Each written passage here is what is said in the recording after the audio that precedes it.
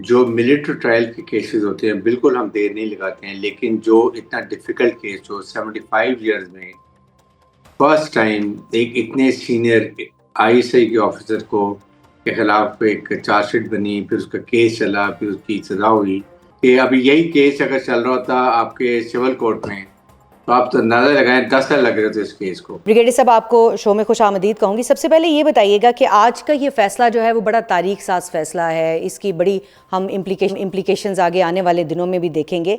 तो ये बताइएगा कि इस अनप्रेसिडेंटेड फैसले में 15 माह का अरसा लगा है, इस पर भी बात हो रही है कि बहुत वक्त लगा, क्या वजह थी? क्या पेचीदा बहुत था केस? देखें, बेसिकली वजह ये है कि जो मिलिट्री ट्रायल के केसेस होते हैं, बिल्कुल हम देर नहीं लगाते हैं, लेकिन जो इतना डिफ़िकल्ट केस जो 75 इयर्स में फर्स्ट टाइम एक इतने सीनियर आईएसआई के ऑफिसर को के खिलाफ एक चार्जशीट बनी, फिर उसका केस चला, फिर उसकी सज़ा हुई। ज़ाहिर है कि इट टेक्स टाइम, और फिर ज़ाहिर है कि आप ये जल्दबाज़ी नहीं कर सकते। आपने तमाम बेनिफिट ऑफ डाउट जो है, जी। वो आपको सफाई के लिए एक्यूज़ को देना पड़ता है, और वो जितने गवाह लाना चाहते हैं, जो लॉ डिफेंस लॉयर जो होता है वो चाहता है उसको इजाज़त दी जाती है। जी। लेकिन इंसाफ के तकाज़े तमाम पूरे किए जाते हैं, कोई उसमें लकोना नहीं छोड़ा जाता।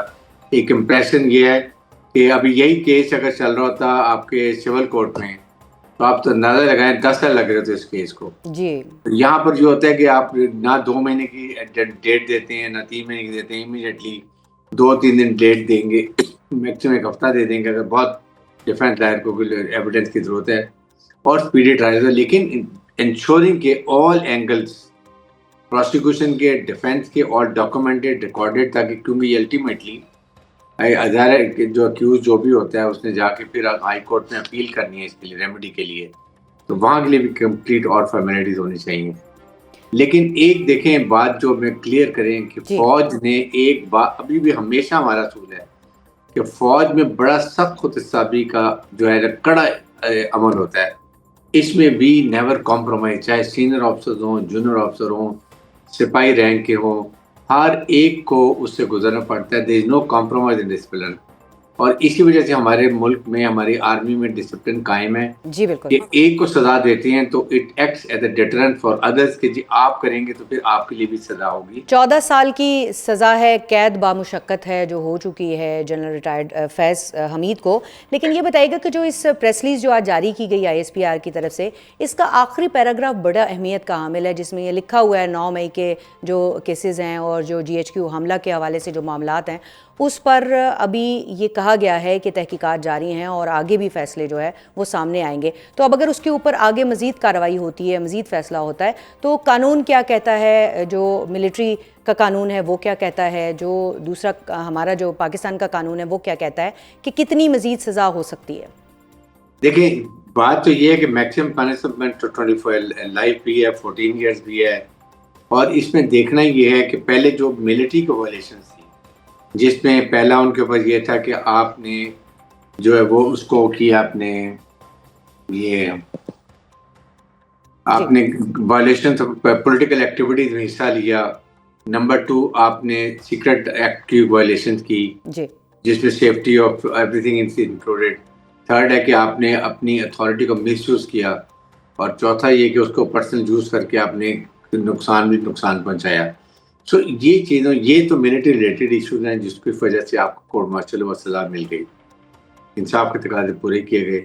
अब दूसरा इशू जो है वो that is also very serious, कि उसमें आप पॉलिटिकल पार्टी है, उसको आपने कैसे आपको उसको उसको बीच में लेकर आए, उसको एजिटेशन के लिए क्या आपने उसको कोई सपोर्ट किया, उनके पॉलिटिकल एम्स क्या थी, और ये किस खतरनाक तरीके से ये अगर और बात बढ़ जाती मिलिट्री के अंदर जो तरीके थे इंतशार फैलाने की, वो बहुत ज़रूरी है कि कहीं खुदा ना खास्ता फ़ौज में अंदर इनवर्ट कोई प्रॉब्लम हो जाती, मोरल ऑफ ट्रूप्स पे इफ़ेक्ट हो जाता। ये चीज़ें देखने के लिए अभी इसकी इंक्वायरी एक चल रही है, जिसमें ज़ाहिर है कि पॉलिटिकल लीडरशिप भी शामिल होगी इसके अंदर। अब डिपेंड ये करता है कि वो कब कब तक चलती है, लेकिन उसमें भी ज़ाहिर है कि इंक्वायरी होगी, इन्वेस्टिगेशन होगी, फिर उसके बाद डिपेंड ये करता है क्या मिलिट्री ट्रायल होगा या इसका सिविल में ट्रायल होगा, वो भी देखने की बात होती है। वहाँ पर आप ज़ाहिर है कि डिसीजन लेने पड़ते हैं। ये सारी चीज़ें होंगी, लेकिन एक देखें एक और बात है, फ़ौज ने बताया कि हम किसी की परवाह नहीं करते कौन किस रैंक का है, गलती की सज़ा दी। क्या आपने सिविल में किसी पॉलिटिशियन को इस तरीके से सजा होते हुए देखी है? प्रेसिडेंट आप यानी मुझे सेट ये कर दिया बताओ। गया है, जी, यानी ये एक प्रेसिडेंट सेट कर दिया गया प्रेसिडेंट है। सच है बिल्कुल। क्या आप देखें ना, आपके मिनिस्टर्स हैं, आपके पॉलिटिशियंस हैं, आपके और लोग शामिल में, party leadership has to think about lot. क्या चीफ आर्मी साहब ने देखा कि कितने सीनियर रैंक को उन्होंने फौज के डिसिप्लिन को देखते हुए उन्होंने कहा जी नहीं, इट मस्ट बी ट्राई, क्योंकि आर्मी कानून को वायलेट किया है।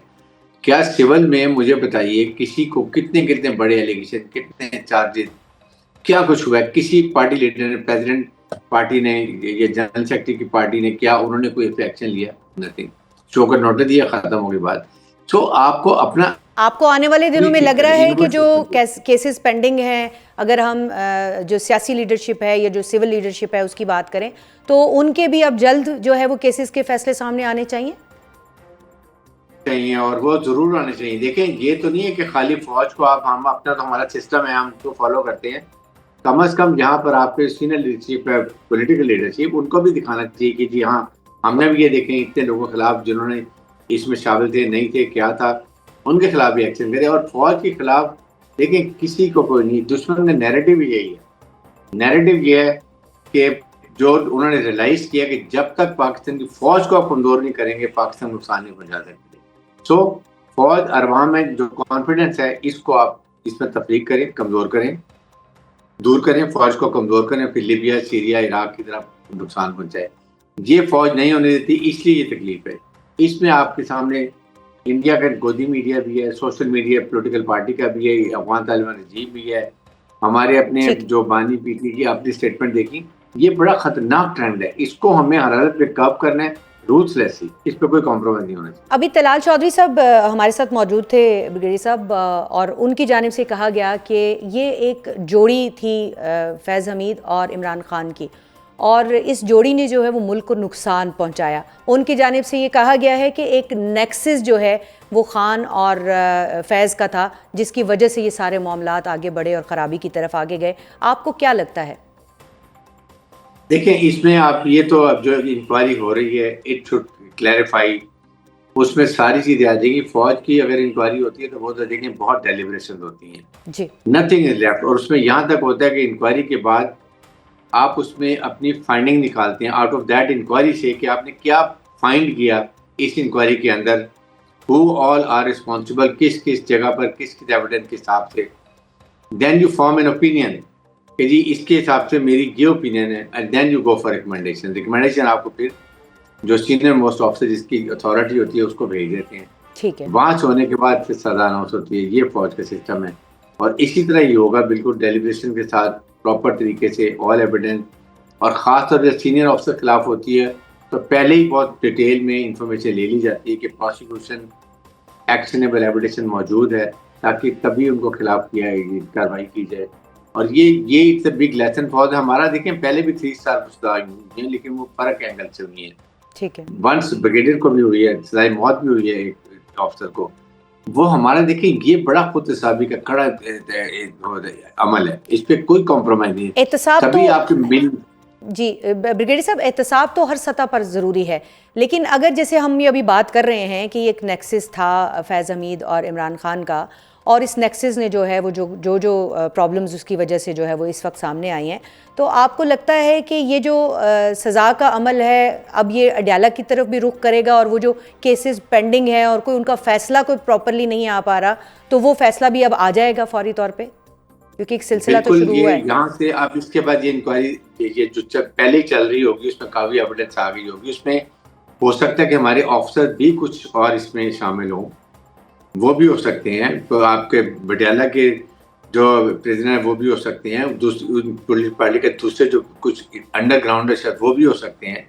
ये सारी चीजें निकल के आएंगी सामने, और उसके बाद एक होलसम इंक्वायरी होगी। देन सी के what action is required to be done, किस लेवल पे किसका ट्रायल होगा, कैसे ट्रायल होगा, उसके खदोखल क्या होंगे, सारा वो उसमें क्लियर हो जाए।